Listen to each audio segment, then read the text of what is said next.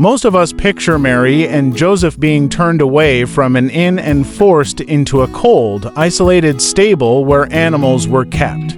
But in the ancient Middle East, the word often translated as inn, the Greek word kataluma actually means a guest room or a lodging place. Most homes at the time were built with 2 levels. The family lived on the upper level, while the lower level was used as a multi-purpose area. At night, for warmth and security, the family's prized animals were brought into that lower level.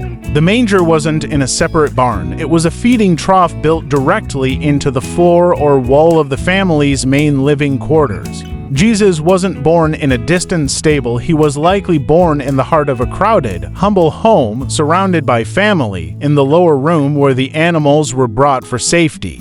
Then there are the famous 3 wise men. Tradition says there were 3, but the Bible never mentions a number. It only mentions 3 types of gifts: gold, frankincense, and myrrh. In reality, these Magi were high-ranking officials traveling from the east. They wouldn't have traveled alone. They likely moved in a massive caravan, a multitude of people and guards to protect themselves from desert bandits on the long journey. And they didn't arrive on the night of the birth. By the time the Magi found the family, the Bible tells us they entered a house, not a stable.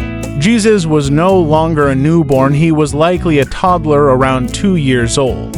We know this because of King Herod's reaction. When Herod realized he had been outsmarted by the Magi, he ordered the execution of all male children in Bethlehem aged 2 years and under. He calculated this number based on exactly when the Magi first saw the star. Understanding these details doesn't take away from the miracle, it makes it more real. It shows us a Jesus who was born into the middle of everyday life, and a family that navigated the very real dangers of ancient politics and travel. The story isn't a postcard, it's history. Thank you for joining us at Bible Unknown. If this shed new light on the story for you, please like and subscribe as we continue to explore the truth behind the traditions.